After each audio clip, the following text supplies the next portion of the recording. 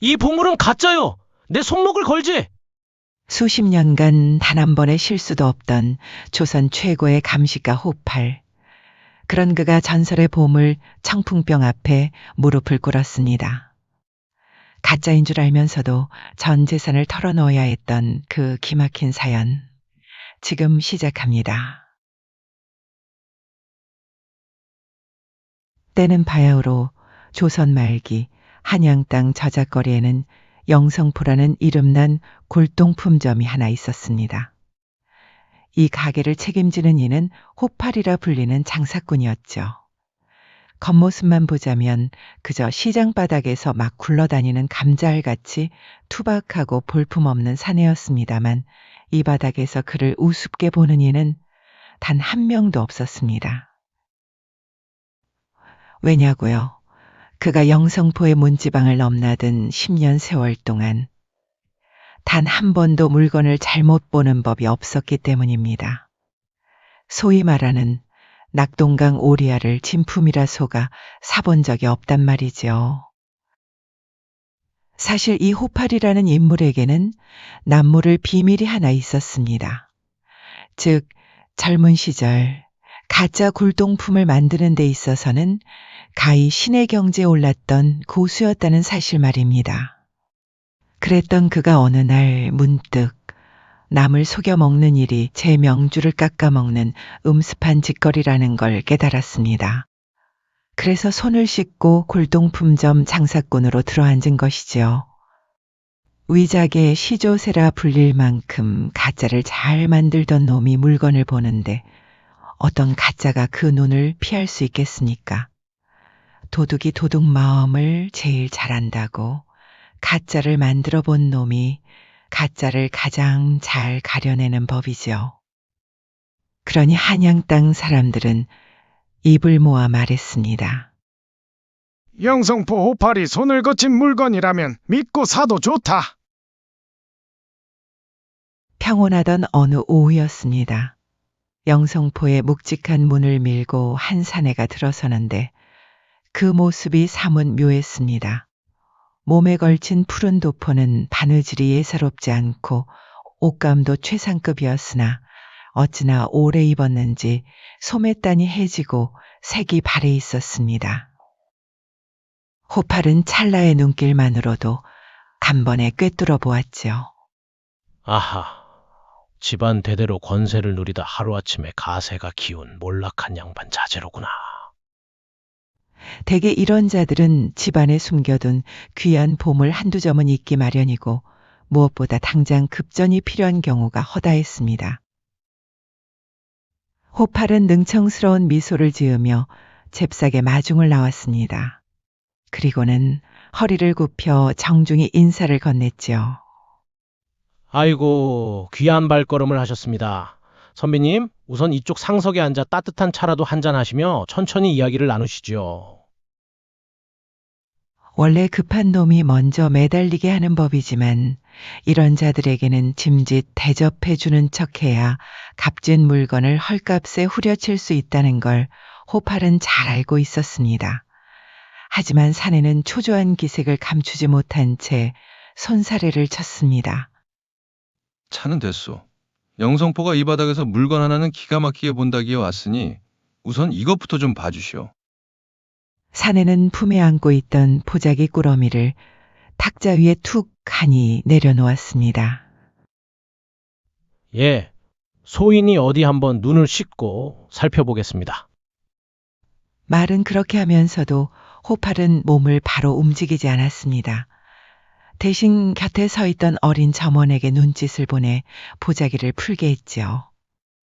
직접 나서지 않고 점원을 시키는 것, 이것이 바로 상대의 기를 죽이고 가격 흥정에서 우위를 점하기 위한 호팔만의 노련한 수싸움이었던 것입니다.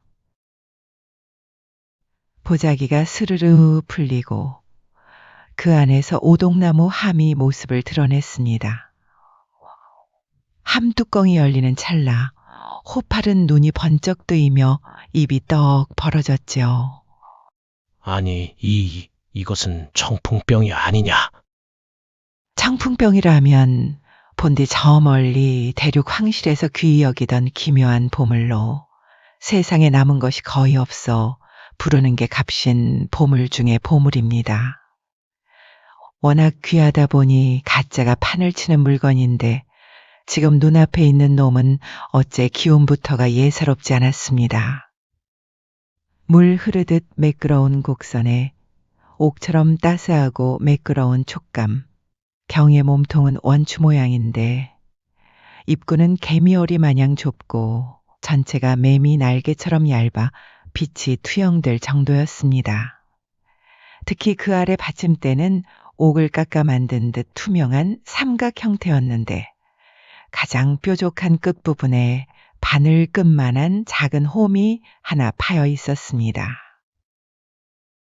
도포 입은 사내는 호팔의 경악한 표정을 즐기듯 회심의 미소를 지었습니다. 그는 조심스럽게 병 주둥이를 그 삼각 받침대 끝 작은 홈 위에 슬쩍 걸쳤습니다. 그러자 놀랍게도 그 아슬아슬한 접점 하나에 의지해 커다란 병이 허공에 붕 뜬 채 비스듬히 서는 게 아니겠습니까? 보시오. 이것이 진정한 청풍병의 위용이오. 사내가 병을 향해 입바람을 후 하고 살짝 불었습니다. 그러자 비스듬히 누워있던 병이 마치 살아있는 생물처럼 받침대 위에서 빙글빙글 돌아가기 시작했습니다.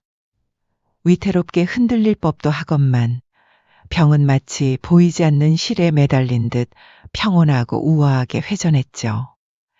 병 자체의 가벼움과 받침대 속에 숨겨진 정교한 이치, 호팔은 그 기막힌 광경에 넋을 잃고 말았습니다. 사내가 입바람을 불어 병을 돌리는 동안 호팔의 눈은 매처럼 날카롭게 병의 움직임을 쫓았습니다. 이 청풍병이 전설의 보물이라 불리는 이유는 딱 하나, 바람이 거세든 부드럽든 그 결을 따라 물 위에 뜬 잎새처럼 유려하게, 그러면서도 바위처럼 중심을 잡고 돌아가기 때문입니다. 참으로 기묘하구나. 눈으로 살피고 돌아가는 모양새를 확인하니 위작의 시조새라 자부하던 호팔의 머릿속에는 단 하나의 결론만이 남았습니다. 이것은 진짜다.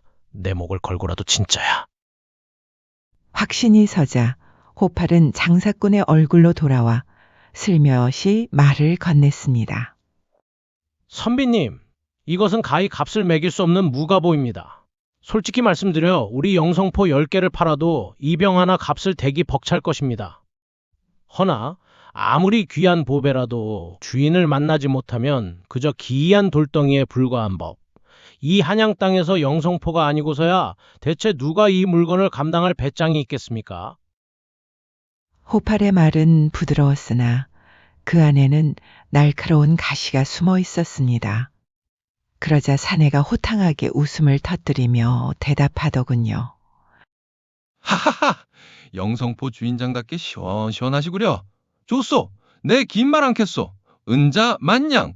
거기서 단 한 푼도 더 보태지 말고 단 한 푼도 깎지 마시오. 그게 내 조건이오. 은자 만냥이라. 이는 웬만한 부잣집 재산과 맞먹는 거금이었으나 영성포의 곳간이라면 아예 못 낼 돈도 아니었습니다. 호팔은 잠시 생각에 잠기더니 고개를 끄덕이고는 뒷방으로 향했습니다.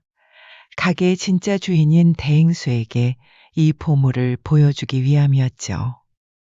대행수 역시 눈앞에서 스스로 돌아가는 청풍병을 보자 넋이 나갔고 무엇보다 10년간 실수가 없던 호팔이 보증을 서니 망설일 이유가 없었습니다. 대행수는 그 자리에서 무릎을 탁 치며 결단했습니다. 좋다. 만냥을 내어주고 저 병을 영성포의 갑오로 삼겠다. 그렇게 만냥이라는 거금과 함께 기묘한 보물 청풍병은 영성포의 차지가 되었습니다. 영성포에서 거금을 들여 청풍병을 사들였다는 소식은 발없는 말이 되어 순식간에 한양 땅 구석구석으로 퍼져나갔습니다. 사람들이 모이는 주막마다, 양반들의 사랑방마다 온통 그놈의 병 이야기뿐이었죠.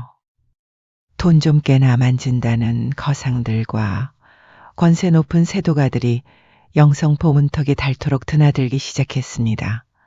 어떤 이는 당장 은자 5만 냥을 내놓을 테니 병을 넘기라며 큰 소리를 치기도 했죠. 10,000냥에 사서 5만 냥에 판다니 앉은 자리에서 4배 장사를 하는 셈 아닙니까? 하지만 호팔은 눈 하나 깜짝하지 않았습니다. 그는 이미 대행수와 입을 맞춰둔 상태였죠. 대행수 어른, 향후 1년간은 저 병을 절대 내놓아서는 안 됩니다. 지금 당장 5만 냥을 챙기는 것은 하수나 하는 짓이지요. 우리는 저 청풍병으로 돈보다 더 귀한 이름값을 먼저 벌어야 합니다. 영성포의 명성이 조선 팔도를 뒤흔들 때 그때 비로소 진짜 이익이 뒤따라오는 법입니다. 호팔의 계산은 치밀했습니다. 며칠 뒤 영성포에서는 대대적인 방을 붙였습니다. 열흘 뒤 도성에서 가장 화려하기로 소문난 기로인 망월로에서 청풍병을 공개하는 관병 대회를 열겠다는 소식이었죠. 골동품 좀 안다는 장사꾼들은 물론 글줄이나 읽는다는 선비들까지 눈에 불을 켜고 그날만을 기다렸습니다. 다들 알고 있었죠. 이것은 단순히 병을 보여주는 자리가 아니라 영성포가 조선 제1의 골동품점임을 선포하는 호팔이 정성껏 마련한 화려한 동무대라는 것을 말입니다. 호사다마라 했던가요?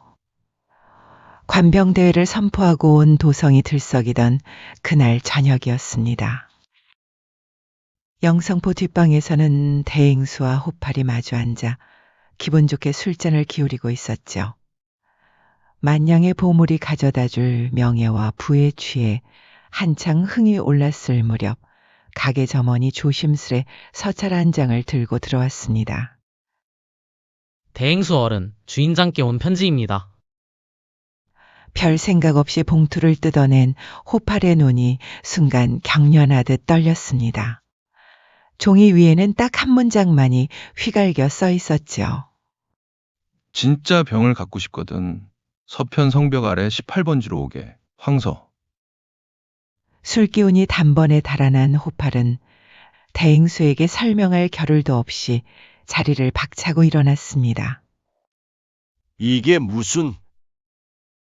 비틀거리며 창고로 달려가는 호팔의 뒷모습을 보며 대행수 역시 바닥에 떨어진 서찰을 주워 읽고는 온몸에 비수가 꽂힌 듯 식은땀을 흘리며 그 뒤를 쫓았습니다.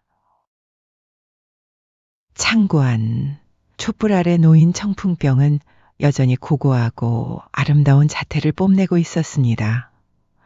호팔은 핏발선 눈으로 병 구석구석을 훑고 또 훑었습니다. 가짜라고 이게? 10년간 단 한 번도 틀린 적 없는 내 눈이 가짜를 진품으로 보았단 말이냐? 아무리 봐도 흠잡을 데 없는 완벽한 진품이었습니다. 누군가 영성포의 기세를 꺾으려 장난질을 치는 것이라 치부하려던 찰나 서찰에 적힌 황서라는 이름이 머릿속을 스쳤습니다. 황서라. 어디선가 들어본 이름. 잊으려 해도 잊을 수 없는 그 이름의 정체를 깨닫는 순간 호팔은 마치 얼음 구덩이에 빠진 듯 손끝부터 발끝까지 싸늘하게 식어버리고 말았습니다. 어두컴컴한 창고 안 호팔은 떨리는 손으로 청풍병을 들어올렸습니다. 그리고는 창살 틈으로 새어 들어오는 가느다란 달빛 아래 병 주둥이를 비스듬히 기울여 안쪽을 샅샅이 살피기 시작했죠. 한참을 들여다보던 호팔의 눈동자가 지진이라도 난 듯 격렬하게 흔들렸습니다. 이윽고 컥 하는 짧은 비명과 함께 호팔의 무릎이 바닥에 쩍 하고 꺾였습니다. 아이고 주인장, 병 잡으시오. 옆에 있던 대행수가 소스라치게 놀라며 떨어지는 병을 낚아채지 않았다면 만냥짜리 보물은 그 자리에서 박살이 났을 겁니다. 바닥에 쓰러지듯 주저앉은 호팔은 초점 없는 눈으로 허공을 보며 중얼거렸습니다. 당했어. 내 눈깔이 멀었구나. 대장부 일생에 이런 대실수를 하다니. 한참이 지나서야 겨우 정신을 수습한 호팔이 대행수에게 참혹한 진실을 털어놓았습니다. 이 청풍병은 가짜였습니다. 그것도 세상에 몇 안 되는 가히 신의 경지에 오른 위작 고수가 만든 물건이었죠. 위작을 만드는 자들 중에는 자신의 솜씨에 자부심이 너무나 강한 나머지 남들이 쉽게 찾을 수 없는 은밀한 곳에 자신만의 표식을 남기는 괴짜들이 있습니다. 호팔이 빛에 비춰본 병바닥 안쪽 깊은 곳에는 아주 미세하게 황이라는 글자가 새겨져 있었습니다. 그제야 호팔은 깨달았습니다. 자신이 그 황서라는 자에게 철저히 놀아났다는 사실을요. 속이 타들어가는 듯한 고통이 밀려왔지만 관병대회는 코앞이었습니다. 이제 와서 가짜라고 이실직고할 수도 그렇다고 가짜를 내놓을 수도 없는 노릇 호팔은 이를 악물며 몸을 일으켰습니다. 대행수 어른, 가야 합니다. 저 황서라는 자를 만나야만 이 위기를 넘길 수 있습니다. 이튿날 날이 밝자마자 호팔과 대행수는 서편 성벽 아래 18번지로 향했습니다. 목적지에 도착해 대행수가 떨리는 손으로 살인문을 두드리는데 호팔의 눈에 대행수의 오른 손바닥이 시꺼멓게 얼룩진 것이 들어왔습니다. 대행수 어른, 손에 그 검은 가루는 무엇입니까? 아, 이것 말이오? 오늘 아침에 마음이 하도 산란하여 자석가루 약봉지를 건드리다 쏟았다오. 닦아낸다고 닦았는데 아직 남았구려. 호팔은 가슴 한 구석이 찡했습니다. 평소 바늘 하나 들어갈 틈 없이 꼼꼼하던 대행수가 이토록 갈팡질팡할 정도라니 이 모든 게 제 안목이 부족했던 탓인 것만 같아 죄책감이 밀려왔죠. 그때 끼익하며 문이 열리고 한 사내가 모습을 드러냈습니다. 바로 며칠 전 낡은 도포를 입고 영성포를 찾아왔던 그 황서였습니다. 눈썹을 치켜 세우며 비릿한 웃음을 지었습니다. 영성포 호팔이 안목이 귀신 같다기에 잔뜩 기대했건만 막상 겪어보니 별거 없구려. 내 그 먼 평안도 땅에서 여기까지 온 보람이 없어. 평안도라는 말에 호팔의 머릿속에 번개 같은 기억이 스쳐 지나갔습니다. 젊은 시절 가짜를 만들던 스승님이 늘 입버릇처럼 하시던 말씀이 있었죠. 내가 평생을 위작에 몸바쳤으나 저 평안도의 황씨 집안 솜씨만은 도저히 따라갈 수가 없구나. 그랬습니다. 눈앞의 사내는 바로 그 전설적인 위작 가문의 후예였던 것입니다. 호팔은 끓어오르는 분노를 억누르며 황서에게 정중히 인사를 올렸습니다. 평안도 황 어른의 명성은 익히 들었습니다. 긴 말 않겠습니다. 그 귀한 진짜 청풍병, 소인에게 한 번만 보여주실 수 있겠습니까? 황서는 비릿한 웃음을 지으며 찻잔을 만지작거렸습니다. 진짜 청풍병이라. 여기 있지. 하지만 공짜는 없네. 그걸 가져가려면 은자 10만 냥을 내놓게나. 뭐라? 10만 냥? 옆에 있던 대행수가 비명을 지르며 펄쩍 뛰었습니다. 이보게, 이건 명백한 공갈 협박이 아니오. 만냥의 반 가짜를 빌미로 10만 냥을 뜯어내겠다니. 그러자 황서가 도포자락을 휘 휘두르며 싸늘하게 쏘아붙였습니다. 그 10만 냥이 아까운 게요? 자네들이 사가는 건 고작 병부스러기가 아니라 영성포라는 이름 석자와 저 호파리의 안목이요. 이 사실이 저작거리에 퍼지는 날엔 영성포는 문을 닫아야 할 터인데 자네들 가문과 명예의 값이 고작 10만 냥도 안 된단 말이오? 황서의 섯을 퍼런 일갈에 대행수는 꿀먹은 벙어리가 되어 주저앉았습니다. 황서는 이어 호파를 뚫어지게 쳐다보며 비웃었죠. 호파라, 내 놈이 그간 잘난 안목으로 남의 돈줄을 얼마나 끊어놓았더냐. 이번 일은 그 업보를 치르는 셈 쳐라. 호팔은 입술을 깨물었습니다. 10만 냥이면 영성포의 전 재산을 털어넣어야 하는 거금입니다. 하지만 돈은 다시 벌면 그만이나 명성이 무너지면 장사꾼의 목숨은 끝난 것이나 다름없었죠. 대행수 역시 그 이치를 모르지 않았습니다. 대행수는 피눈물을 삼키며 이를 악물고 말했습니다. 줬소. 10만 냥을 주겠소. 하지만 돈을 건네기 전에 그 진짜라는 물건을 내 눈으로 확인해야겠소. 대행수의 말은 한채 거짓 없는 진심이었으나 황선은 뱀 같은 눈을 가늘게 뜨며 비릿한 비웃음을 흘렸습니다. 이복의 대행수, 나 황설을 3살 먹은 어린애로 아는 모양인데 말뿐인 약조를 어찌 믿으란 말인가. 내 눈앞에 은자 10만 냥이 딱 버티고 있지 않으면 병원 구경은 꿈도 꾸지 마시게. 그 무례한 태도에 대행수의 얼굴이 불그락 달아올랐습니다. 참다 못한 대행수가 호통을 쳤지요. 네 이놈! 10만 냥이 어디 뒷집 개 이름인 줄 아느냐?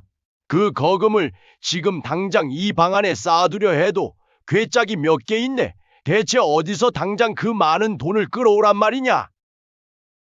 상황이 험악해지자 호팔이 급히 끼어들었습니다. 여기서 판이 깨지면 영성포는 내일로 끝장이었으니까요. 호팔은 식은땀을 닦으며 조심스레 입을 열었습니다. 아도, 황홀은 고정하십시오. 정 그러시다면 우선 10만 냥에 대한 수기를 써드리면 어떻겠습니까? 여기 대행수 어른의 직인까지 찍어드릴 테니 나중에 진짜 병임이 확인되면 이 문서를 들고 영성포로 오셔서 은자로 바꿔가시지요. 황선은 잠시 턱을 괴고 셈을 하는 듯 하더니 입맛을 다셨습니다. 어차피 며칠 뒤면 온 동네가 지켜보는 관병대회인데 제 아무리 호팔이라도 감히 옥살이할 각오 없이 사기를 치겠느냐는 계산이었죠. 흥, 좋네. 그럼 당장 수기부터 써내게. 내 확인한 뒤에 진짜 병을 꺼내올 테니. 대행수의 손이 떨리며 종이 위에 10만 냥이라는 어마어마한 숫자가 적혔습니다. 황선은 그 문서를 품속 깊이 찔러 넣고서야 비로소 안방 깊숙한 곳에서 비단 보자기 하나를 소중히 들고 나왔습니다. 호팔의 속은 타들어가는 숯검정 같았습니다. 그는 급히 영성포로 사람을 보내 처음에 10,000냥을 주고 샀던 그 가짜 병을 가져오겠죠. 2병을 나란히 놓으니 겉모습만 봐서는 도저히 분간할 수가 없었습니다. 쌍둥이처럼 똑 닮은 자태에 혀를 내두를 지경이었죠. 어디 한번 시험해 봅시다. 호팔은 2병을 탁자 위에 나란히 세우고는 숨을 크게 들이마신 뒤 휙 하고 동시에 입바람을 불었습니다. 기이하게도 2병 모두 바람의 결을 타고 매끄럽게 돌아가기 시작했습니다. 처음에는 둘 다 바위처럼 단단하게 중심을 잡고 도는 듯 하더니 시간이 흐를수록 미세한 차이가 드러났습니다. 가짜 병이 아주 찰나의 순간 미세하게 휘청거리며 중심을 잃은 것이지요. 호팔은 길게 탄식을 내뱉으며 진짜 병을 내려 소매 끝으로 조심스레 닦았습니다. 그 모습을 지켜보던 황서가 꼴 좋다는 듯 이죽거리며 비아냥대더군요. 이봐, 호파리. 내 놈 안목이 귀신 같다 떠들더니 결국 내 손바닥 아니로구나. 가짜든 진짜든 내가 주는 대로 넙죽넙죽 받아먹어야 하는 처지이니 참으로 가련하지 않은가. 그 오만한 비웃음이 방안을 가득 채우는 찰나 호팔의 눈빛이 돌변했습니다. 이 비루한 놈이 감히! 호팔은 갑자기 미친 사람처럼 달려들어 황서의 손에 쥐어 있던 10만 양짜리 수기를 뺏어들었습니다. 그러고는 황서가 어안이 벙벙해하는 사이 그 귀한 문서를 북북 찢어 발기발기 해쳐버리는 게 아니겠습니까? 내 차라리 영성포의 간판을 내릴지언정 너 같은 소인배의 배를 불려주는 짓은 죽어도 못하겠다. 갑시다, 대행수 어른! 호팔은 넋이 나간 대행수의 소매를 잡아채어 방을 나섰습니다. 이놈, 후회할 게다. 내 이제 관병대회에 나타나 내 놈들의 추태를 만천하에 알릴 것이니 그리 알아라. 뒤에서 황서가 펄펄 뛰며 악을 써댔지만 호팔은 돌아보지도 않았습니다. 돌아오는 길 위에서 대행수가 울먹이는 목소리로 물었습니다. 자네, 이제 어찌할 셈인가? 며칠 뒤 관병대회는 어떡하고? 호팔은 이를 악물며 나직이 속삭였습니다. 걱정 마십시오. 대행수 어른, 제게 생각이 있습니다. 저 오만한 뱀의 대가리를 부숴버릴 묘책이 말입니다. 약속했던 열흘이 지났습니다. 도성에서 제일 간다는 기루 망홀로 앞은 그야말로 인산인해를 이뤘죠. 구경 나온 동네 사람들과 아이들로 문전성시를 이룬 바깥과 달리 누각 안쪽은 조선 팔도에서 골동품 좀 만져봤다는 내로라 하는 눈썰미들이 모여 팽팽한 긴장감이 감돌았습니다. 하지만 정작 잔치를 벌인 영성포 대행수의 얼굴은 잿빛이었습니다. 황서 그놈이 분명히 회방을 놓으러 올 텐데 호팔은 도대체 무슨 수라도 낸 것인지 입을 꾹 닫고 있었으니 속이 타들어 갈밖에요. 자, 주인장. 이제 그만 뜸들이고 청풍병 좀 꺼내보게나. 우리도 그 귀한 보물 구경 좀 해보세. 군중 속에서 누군가 소리치자 여기저기서 어서 보여주시오 하는 함성이 터져 나왔습니다. 호팔은 서두르지 않고 탁자 위에 놓인 비단함을 열었습니다. 그 안에는 만냥을 주고 샀던, 그러나 실제로는 가짜인 그 청풍병이 고운 자태를 드러냈지요. 사람들이 병의 아름다움에 넋을 잃으려던 찰나 찬물을 끼얹는 서늘한 목소리가 누각 안을 울렸습니다. 허허, 고작 가짜병 하나를 두고 온 동네 사람을 불러 모으다니 영성포의 안목도 이제 다 썩었구려. 사람들의 시선이 일제히 한 곳으로 쏠렸습니다. 낡은 푸른 도포를 걸친 산에 바로 황서였습니다. 이보시오. 당신이 뭔데 함부로 짓거리는 거요? 영성포 주인장이 어떤 분인데 감히 가짜라니.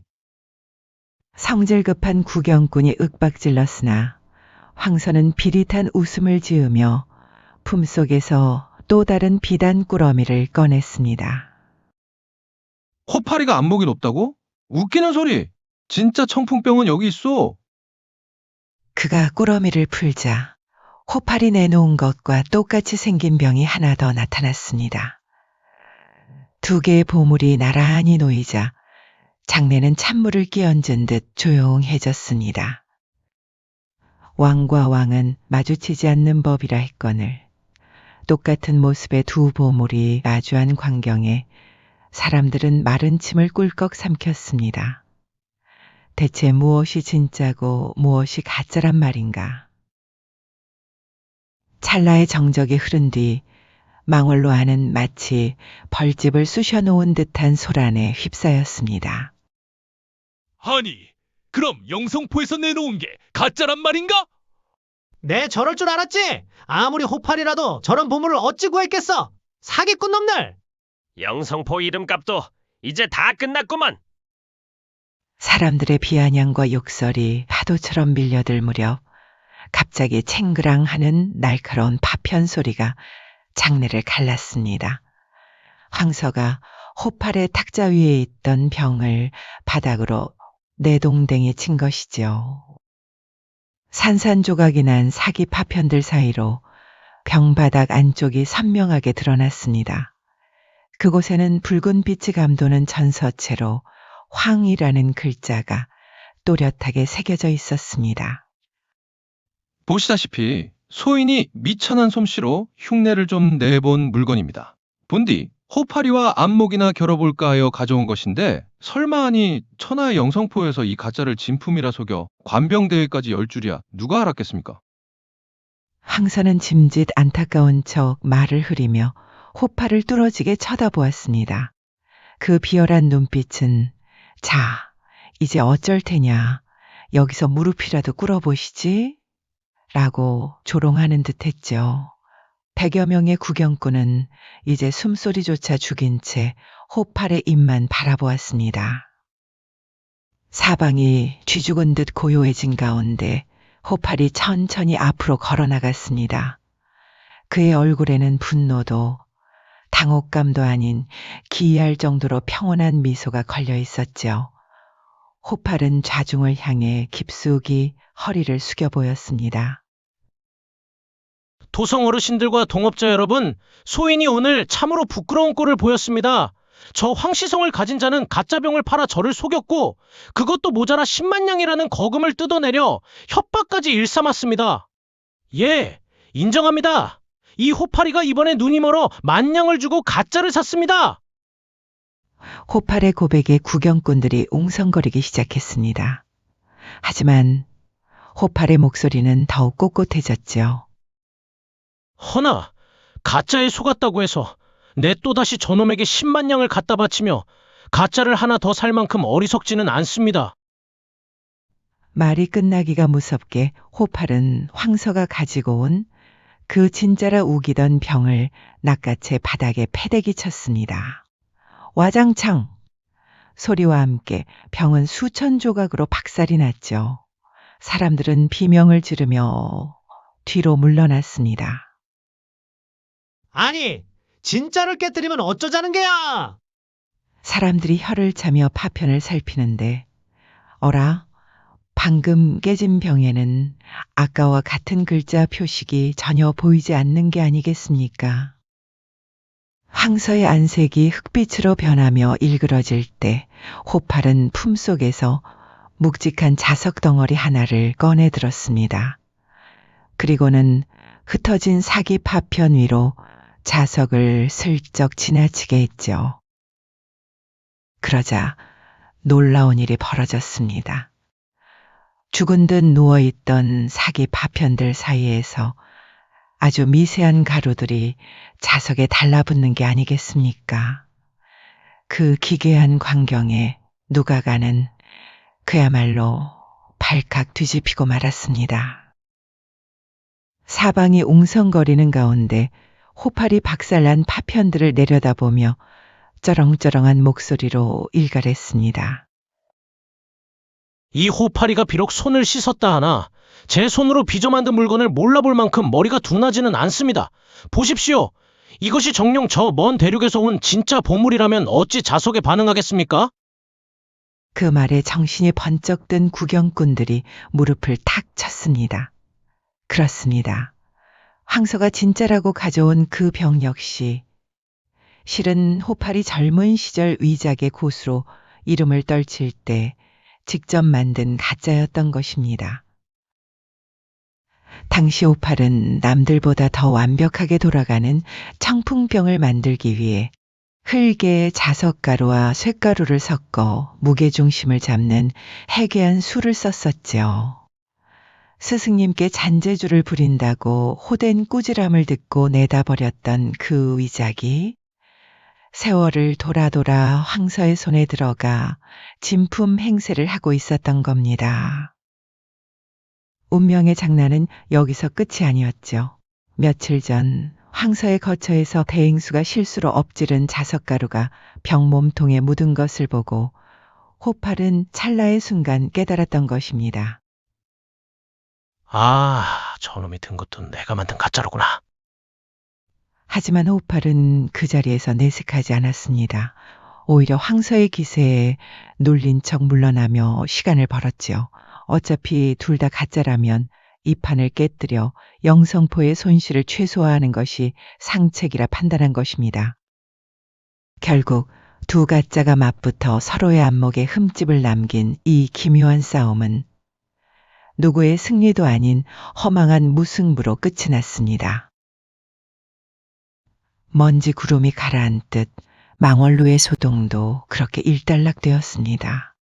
제 꾀에 제가 넘어간 꼴이 된 황선은 사기죄로 관가에 끌려갈까 두려워 쥐새끼처럼 도성을 빠져나갔고 그 길로 이름을 바꾸고 정체를 숨긴 채 세상에서 사라졌죠. 반면 이번 소동을 겪으며 호팔은 영성포의 이름을 지켜낸 것은 물론 그 명성이 하늘을 찌를 듯 높아졌습니다. 가짜를 가짜로 맞받아친 그의 대담함과 신들린 안목에 도성 안팎의 모든 장사꾼이 혀를 내둘렀고 영성포는 마침내 커다란 재앙의 파도를 무사히 넘기게 되었습니다. 그렇게 1년의 세월이 흘렀을까요? 영성포가 다시 평온을 되찾았을 무렵 호팔은 정들었던 가게를 제자에게 물려주고 호련히 떠날 채비를 마쳤습니다. 대행수가 눈물로 만류하자 호팔은 진보다리를 짊어지며 허허로운 미소와 함께 이렇게 말했지요. 내 평생을 돌이켜보니 전반생은 가짜를 만드는 데 미쳐 있었고 후반생은 진짜를 가려내는데 목숨을 걸었습니다. 가짜와 진짜를 더하고 빼보니 결국 남는 것이 하나도 없어. 마치 이승에서 산 적이 없는 사람처럼 허망하기만 합니다. 그 말을 끝으로 호팔은 다시는 골동품 근처에 얼씬도 하지 않았습니다. 그는 화려한 도성의 삶을 뒤로한 채 구름처럼 바람처럼 산천을 떠도는 한 마리 한가로운 학이 되어 유유자적한 삶을 찾아 떠나갔답니다.